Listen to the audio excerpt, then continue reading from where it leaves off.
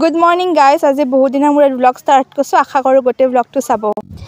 যিহেতু এতিয়া আমাৰ পথাৰত ৰোৱনী আছে, তো তাহাক ভাবিলোঁ আজি মাছ আৰু ৰঙালাও দি কিবা এখন বনাই খুৱাম। তো চাই থাককচোন। যিহেতু আমাৰ আজি বেছি মানুহৰ আয়োজন, গতিকে কেৰাহীত অলপমান তেল দি চৌকাতে মাছখিনি ভাজোঁ। তাৰপিছত ৰঙালাওখিনিতো কাটি লওঁ ডেক্সিয়ে, তো অলপমান উহাই ল'ম, মানে হাফ বইল কৰি ল'ম আৰু মই প্ৰেছাৰ কুকাৰত, আৰু মাছখিনি ভাজি ল'ম।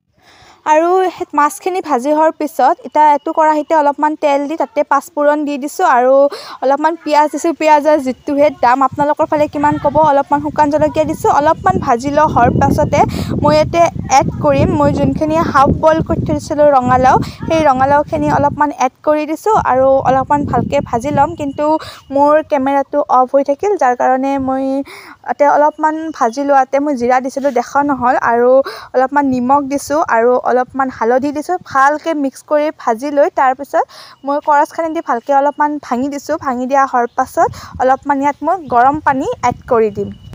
যিহেতু মই হাফ বইল কৰি লৈছিলোঁ, তো অলপমান পানী দি কেনে মই আৰু ঢাকন লগাই থৈছোঁ, দেখা নহ'ল। বহুত দাউৰা দাউৰি হৈ আছে, তো অলপমান মানে সিজিছে। গতিকে এতিয়া মই এইখিনি ভালকৈ মানে কৰচখানি দি একদমেই গুড়া কৰিয়ে ভাঙি দিম আৰু তাৰপিছত অলপ বেছিকৈ পানী এড কৰি তাতে মই মাছকেইটুকুৰা ফ্ৰাই দিম। একদম ইজি ৰেচিপি, একো মছলা নেদাকে। আৰু এজ ইউজুৱেল প্ৰতি বছৰে আমি জিংকে আমাৰ এইটোত বৰ বওঁ, এইবাৰো আমাৰ বাহ বৈ আছে আৰু আমাৰ আবুই জাম ভাগে আছে চবকে ঘৰৰে। জামৰ গাছ দেখি আছোঁ ৰ'ব। আৰু বহুত দিনৰ মূৰত ৰ'দ দিয়াই আমাৰ ধান মাখান চব ৰ'দত দিছে আজি। আৰু এইকেইলাই আমাৰ জামুৰ গাছ, কিন্তু মই যাব নোৱাৰোঁ কাৰণ দেখছি না অলপ পতা গোটেই। আৰু এইটো আমাৰ বাবু, এখেত আমাৰ এনে ঘৰৰ একমাত্ৰ ল'ৰা, কিন্তু এখেতে বিয়াৰ গান শুনি আছে বৰ্তমান মাৰ মোবাইলত।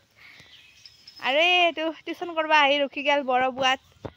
আৰু আগফালৰ পৰিস্থিতি আমাৰ ভালে, ইমান বেছি পানী নাই, কিন্তু বৰষুণটো আছে, অলপ ৰ'দ দিছে আজি। ভুই ৰুই আছে গোটেইখিনি আগফালৰ। পিছফালে আমাৰ বাৰীত আছে ৰোৱনী আৰু মই আছোঁ পাকঘৰত। তো কণ্টিনিউ কৰি আছোঁ, চাই থাকক। মোৰ আঞ্জা হ'বা হৈছে। তো গাইজ ফাইনেলি আমাৰ পথাৰত মানুহ আছে, এইকেইটা মানুহকেইটা ইমান ৰ'দতো ৰুই আছে। অৱশ্যে এইখিনি বাঁহৰ তল, আচল মেইনখিনিয়ে ৰোৱা হ'ল। তো একবাৰ পথাৰত আহিলোঁ আৰু ভৰিৰ অৱস্থা এই দেখছি না, ৰ'দত গমেই পোৱা নাই ভৰিৰ অৱস্থা। যাওঁ, ভাত খাব পৰা হৈছে।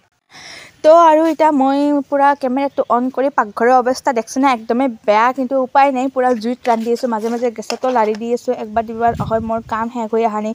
এইফালে আমাৰ ৰোৱনীও আছে 4-5টামান মানুহ, আৰু মই ৰঙালীৰ তৰকাৰীও ৰান্ধিলোঁ আৰু পটল ভাজি কিবা কিবি কৰিছোঁ। এটা দেখনি মোৰ মেইন ইম্পৰ্টেণ্ট ৰেচিপিটো আছিল আজি ৰঙালাও কেনেকৈ কম মছলা দি কেনে, মানে একদম হোষ্টেলৰ ষ্টুডেণ্টৰ কাৰণে এইটো পাৰফেক্ট হয়, সোনকালে ৰান্ধা সোনকালে হয়।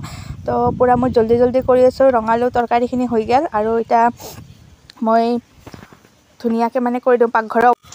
তো গোটেইখিনি ভালকৈ ভাঙি দিলোঁ। ভাঙি দি এতিয়া অলপমান পানী দিছোঁ। পানী দি কিনে অলপমান মাছ দি দিছোঁ আৰু মাছকেইটুকুৰা ধুনীয়াকৈ ৰসটো সোমাই গ'লেহে খাব বেছি ভাল লাগে। প্ৰথম মই বেছি মাছ নিদিওঁ, কাৰণ গোটেই ভাঙি যাব ভয় লাগে, তো সেইখিনি কম কমকৈ দিছোঁ। আৰু আজি মোৰ দিপৰাৰ সাজত এইখিনিয়ে আছিল। পটল ভাজিছিলোঁ, কিন্তু মই লোৱা নাই, ৰঙালাও তৰকাৰী আৰু মাছৰ। তো ফাইনেলি অলপমান খাই চাওঁ কেনে লাগে, নিজে ৰান্ধিছোঁ। 2টা বাজি গ'ল।